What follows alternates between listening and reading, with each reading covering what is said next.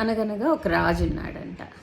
ఆ రాజుకి దేశ పర్యటన చేయాలని అనిపించిందంట. ఇంతకీ మన కథ పేరేంటో తెలుసా? అంతా మన మంచికి. అయితే ఈ రాజు ఏం చేశాడంట, మంత్రి గారి దగ్గరికి వెళ్ళి ఇట్లా పర్యటన చేద్దాం అనుకుంటున్నాను అని చెప్తాడంట.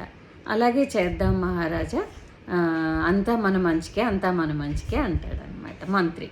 సరే, తెల్లారి ఇద్దరు మారువేషాలు వేసుకుని వాళ్ళు ప్రజల కష్ట నష్టాలన్నీ తెలుసుకుంటా వెళ్తూ ఉంటారు. అక్కడ ఒక అడవి మార్గం దగ్గరికి వెళ్తారు. సరే, ఇదంతా తిరిగారు కదా, కొంచెంసేపు విశ్రాంతి తీసుకుందామని జామ చెట్టు కింద కూర్చుంటారు. జామ చెట్టు మీద కాయ కొయ్యిపోతాడు రాజుగారు. ఆ కోసేటప్పటికి ఆ బొటన్ వేలు విరిగిపోతుంది.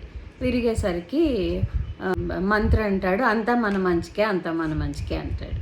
రాజుగారికి ఏమో నాకు వేలు విరిగిపోతే అంతా మన మంచికే అంటున్నాడని కోపం వచ్చి ఏం చేస్తాడు, ఆ మంత్రిని కట్టేసి అక్కడ ఒక పాడుబడిన బావి ఉంటే ఆ బావిలోకి తోసేసి వెళ్ళిపోతాడు.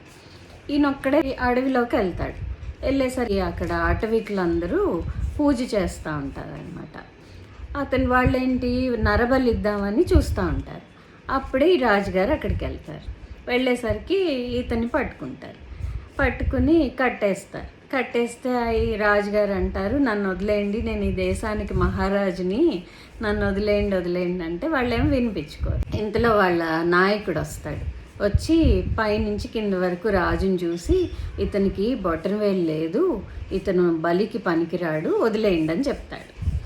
అనేసరికి ఇంకా వాళ్ళు వదిలేస్తారు. అమ్మ బ్రతుకు జీవుడా, వదిలేసారు వీళ్ళు అని చెప్పేసి ఏం చేస్తాడు, వస్తూ ఉంటే దారిలోకి రాగానే మంత్రి గుర్తుకొస్తాడు. నేను అంతా మన మంచికే అన్నాడని నేను అక్కడ తోసేసి వచ్చానని చెప్పేసి వెనక్కి వెళ్ళేసరికి అక్కడ ఇంకా మంత్రి అక్కడ ఉంటాడనమాట. మెల్లిగా అతన్ని బయటికి తీసుకొచ్చి కట్లన్నీ విప్పదీసి జరిగిందంతా చెప్తాడు.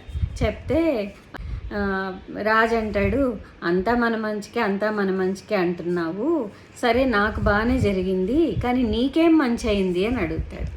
అడిగితే మంత్రి అంటాడు, మహాప్రభు మీరు నన్ను ఇక్కడ కట్టి పడేసి వదిలేశారు కాబట్టి నేను బతికిపోయాను. నేను కూడా మీతో పాటు వచ్చుంటే మిమ్మల్ని ఏమో బొటనవేలు తెగిపోయిందని మిమ్మల్ని వదిలేశారు, నన్ను మాత్రం మరి బొటనవేలు బాగానే ఉంది, అన్నీ బాగానే ఉన్నాయని బలిచ్చేసేవాళ్ళు నన్ను అని చెప్తాడనమాట. అందుకే ప్రతిదానికి ఆందోళన పడకుండా అంతా మన మంచికే అయింది అని అనుకోవాలి అని చెప్పేసి మంత్రి చెప్తాడనమాట. నిజమే కదా అనుకొని రాజుగారు రాజ్యానికి వెళ్ళాక అతన్ని మంచిగా సత్కరిస్తాడు.